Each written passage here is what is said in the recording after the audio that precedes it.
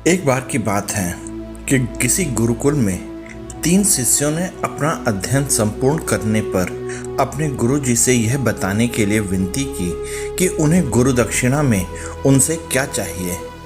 गुरुजी पहले तो मंद मंद मुस्कुराए और फिर बड़े स्नेहपूर्वक कहने लगे, मुझे तुमसे गुरु दक्षिणा में एक थैला भरकर सूखी पत्तियां चाहिए, ला सकोगे? वे तीनों मन ही मन बहुत प्रसन्न हुए, क्योंकि उन्हें लगा कि वे बड़ी आसानी से अपने गुरु की इच्छा पूरी कर सकेंगे। सूखी पत्तियां तो जंगल में सर्वत्र बिखरी ही रहती हैं। वे उत्साहपूर्वक एक ही स्वर में बोले, जी गुरुजी, जैसी आपकी आज्ञा।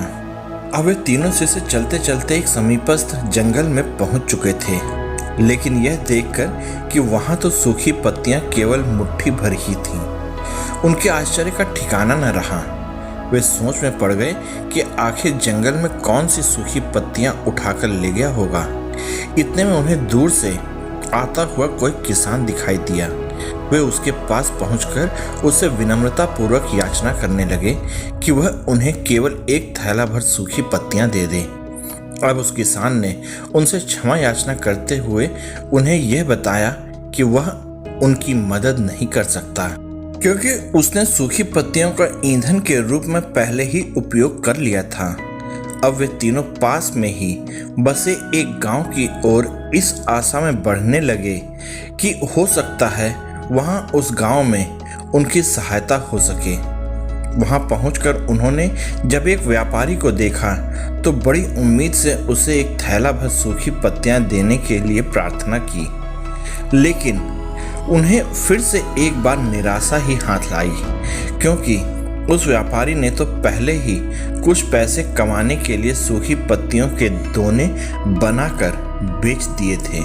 लेकिन उस व्यापारी ने उदारता दिखाते हुए उन्हें एक बूढ़ी माता का पता बताया जो सूखी पत्तियां एकत्रित किया करती थीं। पर भाग्य ने यहाँ भी उनका साथ नहीं दिया, क्योंकि वह बूढ़ी माता तो उन पत्तियों को अलग अलग कर कई प्रकार की औषधियां बनाया करती थी। अब निराश होकर वे तीनों खाली हाथ ही गुरुकुल लौट गए। गुरु ने उन्हें देखते ही स्नेहपूर्वक पूछा, पुत्रों, ले आए गुरु दक्षिणा? तीनों ने सर झुका लिया। गुरुजी द्वारा दोबारा पूछे जाने पर उनमें से एक शिष्य कहने लगा, गुरुदेव, हम आपकी इच्छा पूरी नहीं कर पाए। हमने सोचा था सूखी पत्तियां तो जंगल में सर्वत्र बिखरी ही रहती होंगी, लेकिन बड़ी आश्चर्य की बात है कि लोग उनका भी कितनी तरह से उपयोग करते हैं। गुरुजी फिर पहले की तरह मुस्कुराते हुए प्रेम पूर्वक बोले, निराश क्यों होते हो? प्रसन्न हो जाओ, और यही ज्ञान की सूखी पत्तियां भी व्यर्थ नहीं हुआ करती, बल्कि उनके भी अनेक उपयोग हुआ करते हैं। मुझे गुरु दक्षिणा के रूप में दे दो। तीनों शिष्य गुरुजी को प्रणाम करके खुशी खुशी अपने अपने घर की ओर चले गए।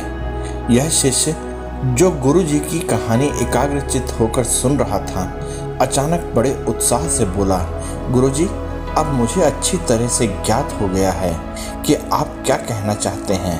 आपका संकेत वस्तुतः इस ओर है ना कि सर्वत्र सुलभ सूखी पत्तियां भी निरर्थक या बेकार नहीं होती हैं। तो फिर हम कैसे किसी भी वस्तु या व्यक्ति को छोटा या महत्वहीन मानकर उसका तिरस्कार कर सकते हैं? चींटी से लेकर हाथी तक और सुई से लेकर तलवार तक सभी का अपना अपना महत्व होता है। गुरुजी भी तुरंत बोले, हाँ पुत्र, मेरे कहने का यही तात्पर्य है कि हम जब भी किसी से मिलें तो उसे यथोयोग्य मान देने का भरसक प्रयास करें, ताकि आपस में स्नेह, सद्भावना, सहानुभूति एवं सहिष्णुता का विस्तार होता रहे और हमारा जीवन संघर्ष के बजाय उत्सव बन जाए।